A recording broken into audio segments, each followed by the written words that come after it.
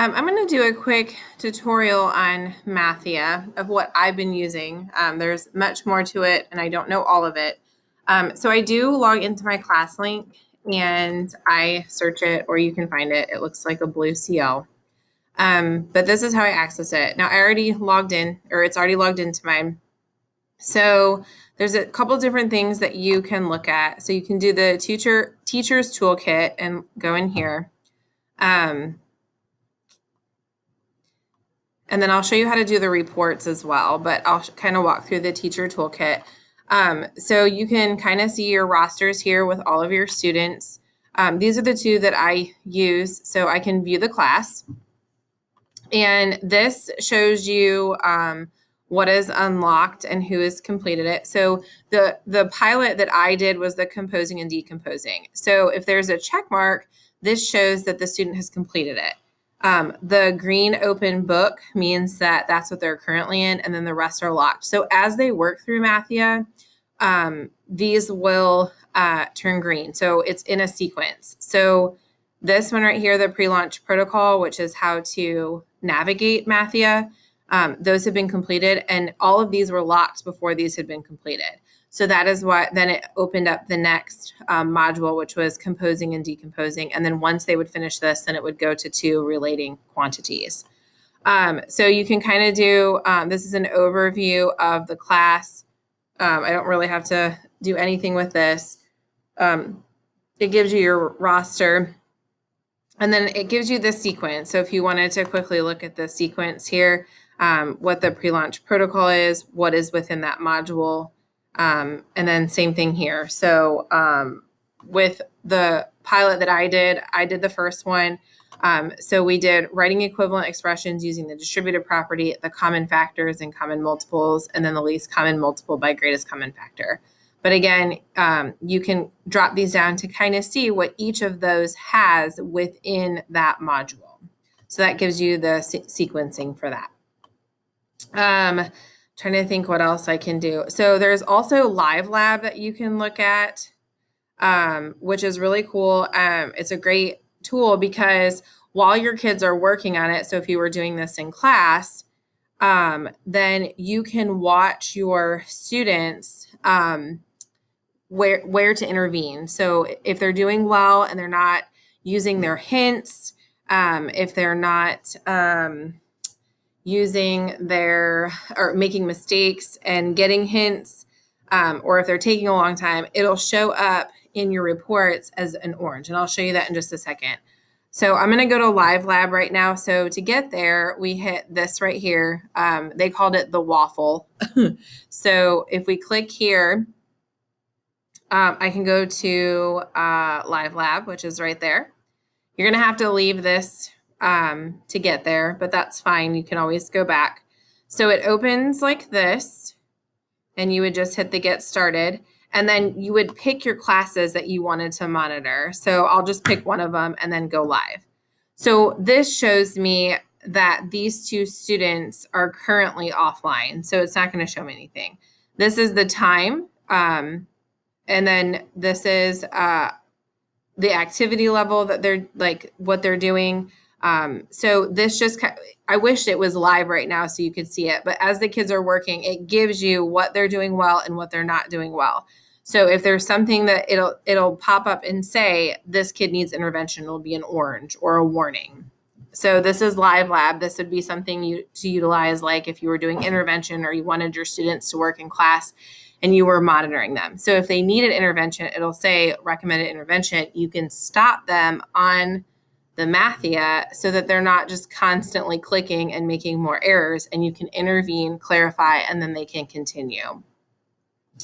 Let's see. And it's consistently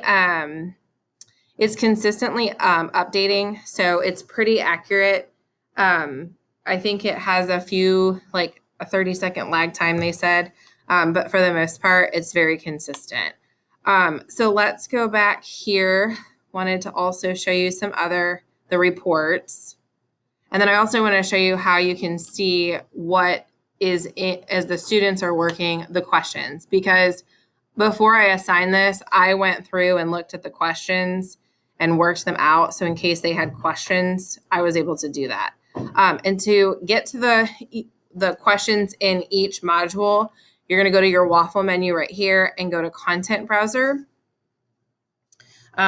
So these were my custom modules because this is what I did. But if you wanted all of the modules, you could go to the Texas Home Learning Grade 6 and you can go through each of them like that. But I had custom modules because I piloted a specific one. I didn't do the recommended one. It was too long. So this is the first module, and within it, there are 3 workspaces. So to see what each of these look like, you would click on the commutative and associative properties, and then you would hit launch workspace. So this is going to be exactly what the students see. And you can work through these just as you would, the students would, just so you can kind of guide them. So this is what one looks like. They would read this and then they would fill in. So add the numbers. So if you added 35 and 17, you put your answer in here, and then you would hit I'm done. So this shows you that in this workspace, there are 1, 2, 3, 4, 5, 6 questions in that workspace. And then when they're finished, I'm done. So this is how you would see what questions are in each module, and how many workspaces. So if we look at common factors and common multiples, that's the second one. There are 2 workspaces, one with prime factorization, 2 determining least common multiple or greatest common factor. And there's a unit overview that you can click to kind of see what's in it as well. And then the last module we did was using greatest common factor. So there's that. So again, that was if we went to the waffle menu and went to content browser, is to see what the questions look like. And I just worked through them because even when I work through them, it never saves them because we're on the teacher end of it. All right, the last thing that I wanted to just touch base on that I used quite often were the reports. So with the reports, and if you were doing live lab with this, you could intervene immediately. So let's get it to load. All right, so the great thing is that it does have different quick report videos in here. So if there was something specifically that you were looking for, you can go ahead and read through this or watch this.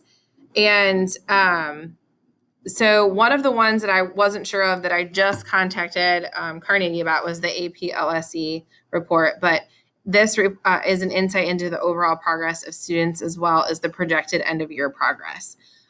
So I will show you kind of real quick what those look like, but if you want more information on each report and what it does, it is here when you click on the reports.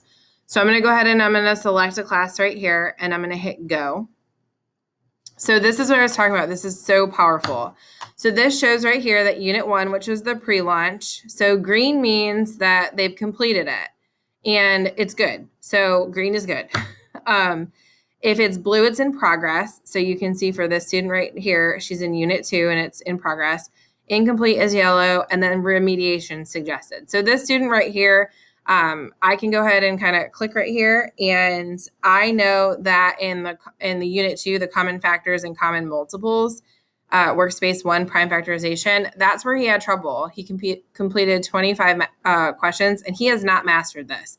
So if I were to do remediation, this is where I would want to, remediate. Or if he was doing live lab or, on with me and I could see that, I would have stopped him right there and said, okay, let's go back and revisit this.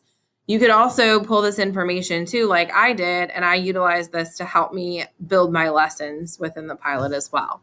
And you can also see like the time. It took him 1 hour and 6 minutes to complete this, that's a lot. That's a long time. So this kind of shows you, as they move through the units, and there are a lot of them, but as they move through them, how they're doing.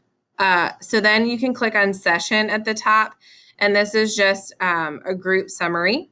It kind of tells you, the sessions, the total time for the group, the workspaces completed, and then the problems completed as well. So there's that. And then here's the skills, which this is pretty powerful too. So this goes by module. So again, we did composing and decomposing that module. So if you do the drop down, I can click here and I will click the writing equivalent expressions using the distributive property. So this shows the workspaces that were here if you wanted to look at the specific skills, sorry. So here, because this is a concept builder, there are no specific skills within here. So you would have to look, let's see. So because that's a content builder, it builds the content. So unit 2 was an actual workspace. So this shows that for this student, this is the powerful part that I love, because the common question is, how do I know if the student can't do, simplify a fraction, or they're just having trouble multiplying a fraction? So this is what would show them. So within prime factorization, this student was proficient in choosing a number to a factor in a tree. So we know that he can do this. He was also proficient in determining when a factor tree is complete. But right here, where remediation is suggested, is that entering a factor of a number in a factor tree. So this is where we would need to have that remediation or have that conversation with that student.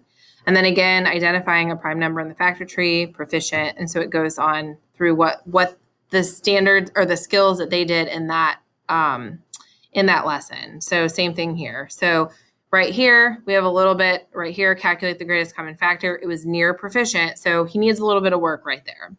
So that's kind of where that shows. That's the underlying foundations of the skills within each unit and module. And then if you click the standards, it gives you the standards right here that are proficient. And then if you click near proficient, so right here again, you can get even more specific. Expressions, equations, and relationship. He's near proficient in that, so a little bit of work is needed, 50%. And then the needs remediation, we know that we need to go to 6.3b, and he needs to work on the number and operations. And then the last thing, I kind of mentioned this, and I needed some clarification. I didn't really use this in it in my pilot, but the APLSE is an adaptive personalized learning score. So it kind of gives them how they will, like in the future, if they're on track or if they're going to be approaching. So it gives them an estimate of how they will perform. All right, that's all I have. There's more to it, but those are what I used in my pilot. Get in there and play with it. And if you have any questions, I can always send a message to Carnegie. She was awesome. Her name was Julie. She was fabulous. And I send her texts all the time. So if you have any questions, let me know. You can always email me, jmcclung@dickinsonisd.org. And that's all I have for you. And I hope this helps tremendously.